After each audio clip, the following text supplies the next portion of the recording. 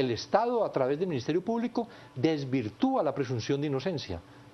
Si estos elementos se van comprendiendo socialmente, se van comprendiendo en la generalidad de la población, yo creo que puede salir también una justicia robustecida. Don Iván Velázquez, vamos a hacer una pausa comercial en este momento, pero al volver queremos hablar con usted sobre de qué manera blindar este proceso de lucha contra la corrupción en Guatemala. ¿Qué ideas tiene usted sobre cómo hacerlo prácticamente irreversible frente a tantas personas que querrían, si no detenerlo, por lo menos atenuarlo o matizarlo? Vamos a la pausa y ya volvemos.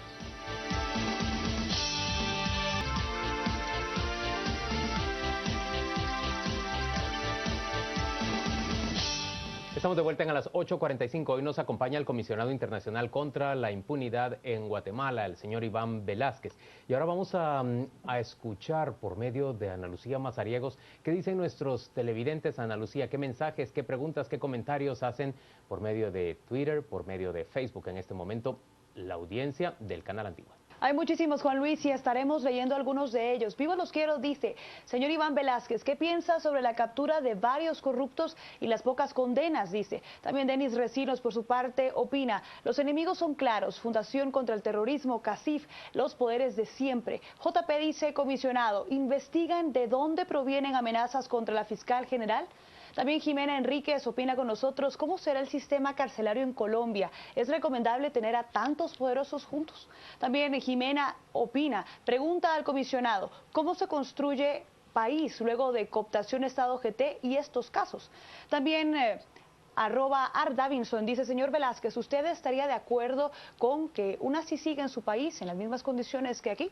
El realista dice, la CICIG, ¿cuándo va a investigar a Sandra Torres y Álvaro Colom? Ya la une, así como a otros partidos políticos. Y otro de nuestros comentarios, Mario, dice, va a investigar a la USAC, es la raíz de muchos corruptos, se preparan para eso, el cambio es importante. Estos son algunos de los comentarios que podemos leer a través de nuestra red social en Twitter, @Canal Antigua, y recuerde que también puede opinar con nosotros en otras de nuestras plataformas como Facebook. Así que, Juan Luis, estas son algunas de las preguntas de nuestra audiencia. Gracias, Ana Lucía. Y Claudia Méndez elige una para plantearle al comisionado. Yo voy a elegir esta de Jimena Enríquez, que pregunta, ¿es conveniente tener en la cárcel a tanto poderoso junto?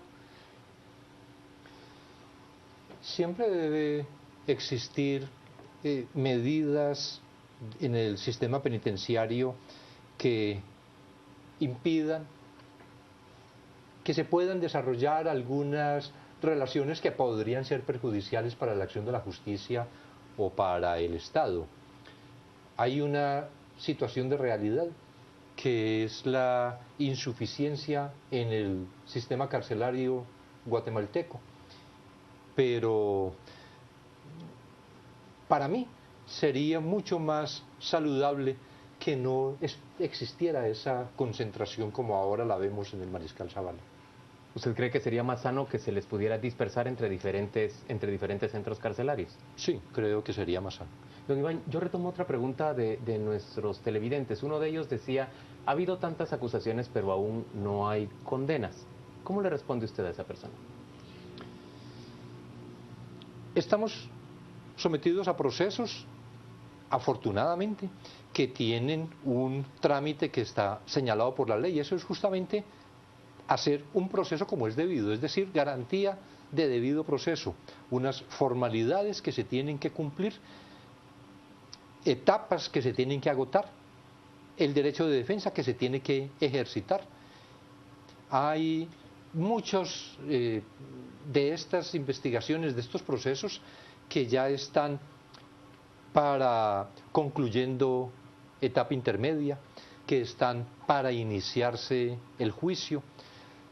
Lo que ocurre es que probablemente el país, por esa desatención histórica al sistema de justicia, no cuenta con una estructura judicial adecuada para cuando el Ministerio Público funciona como lo está haciendo ahora. Pero quisiera mencionar un caso como un ejemplo y compararlo quizás con otros. Claudia María Bolaños, la secretaria del señor Pedro Moadi, ha sido condenada ya en un proceso que ha tomado menos del año. Quizás ha respetado todos los plazos.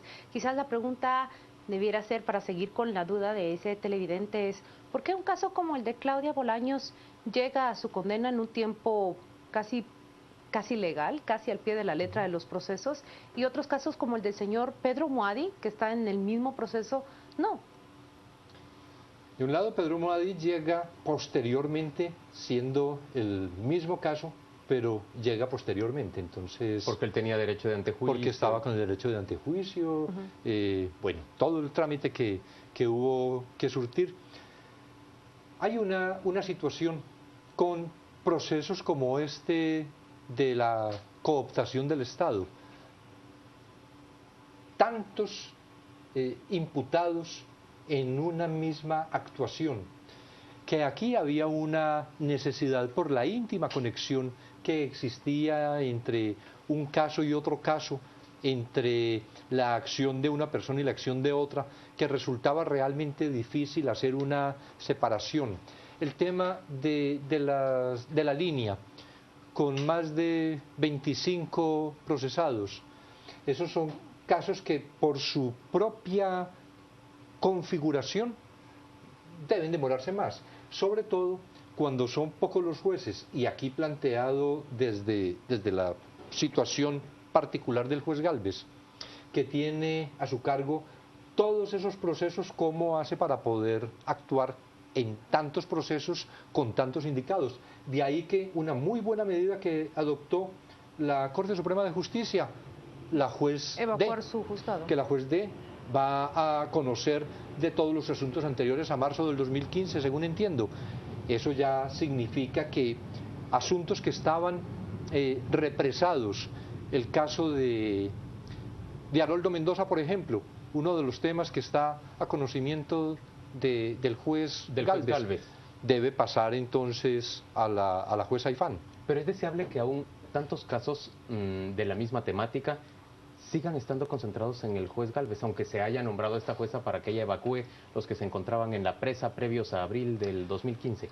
Pero aquí es en el tema que tiene que ver con la estructura relacionada con el expresidente Pérez y la vicepresidenta Valdetti, es que se trata del gran caso de una macroempresa criminal en la que cada hecho que se ha atribuido en anteriores oportunidades, la línea, por ejemplo, o TCQ, aún lo del lago Amatitlán,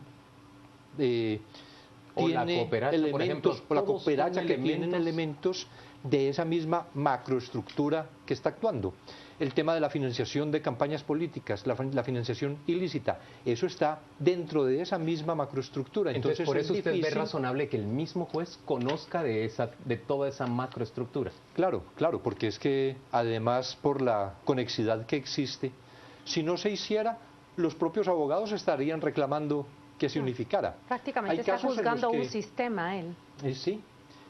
Hay otras situaciones, por ejemplo, el caso de los diputados o exdiputados, luego de la medida sustitutiva que concedió el juez Villatoro, todos los abogados estaban reclamando que aquellos diputados que renunciaron también fueran acumulados a lo del juez Villatoro, en lo que podría plantearse que no existe una conexidad. Tal vez porque habían tenido esa decisión favorable, dicen, entonces vámonos todos donde ese juez que también va a dictar la sustitutiva. Aquí afortunadamente ya corrigió el error la sala y ordenó. ¿Y todos los casos quedaron separados o van a conexarse en un mismo juzgado? En este momento todos estos están en un mismo juzgado.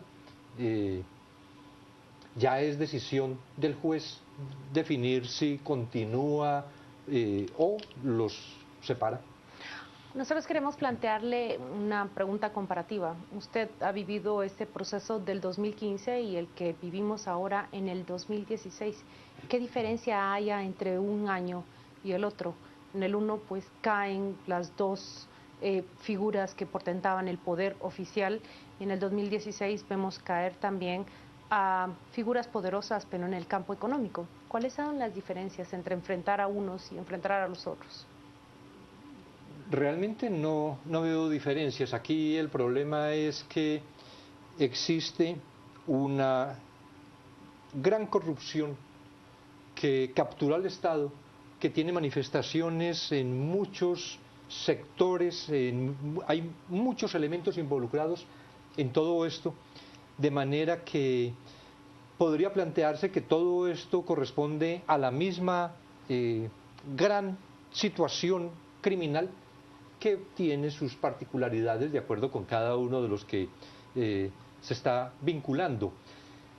Sí hay algo en el momento de ahora que no podría definir a quién se le atribuye, pero tanto ruido adicional que se está haciendo, por ejemplo, en torno al debido proceso. Y no es para que no se entienda que por decir ruido estoy descalificando el debido proceso. Yo soy respetuoso de las garantías constitucionales de todos los ciudadanos en todos los países. Mi lucha por la justicia ha sido una lucha por consolidación de Estado de Derecho. Lo que digo de ruido es que eso es precisamente lo que muchos pretenden. Campañas. Campañas para que la gente desconfíe y sí será que se está cumpliendo, sí será que, ¿por qué razón ahora se preguntan muchos, ¿por qué razón prisión preventiva? ¿Y por qué razón se toma tanto tiempo en prisión preventiva a una persona antes de llegar a juicio? Y yo conozco antes de esto, de personas que tienen razón de esta situación, 14 meses privados de libertad, conozco otros casos que tienen 60 meses privados de libertad.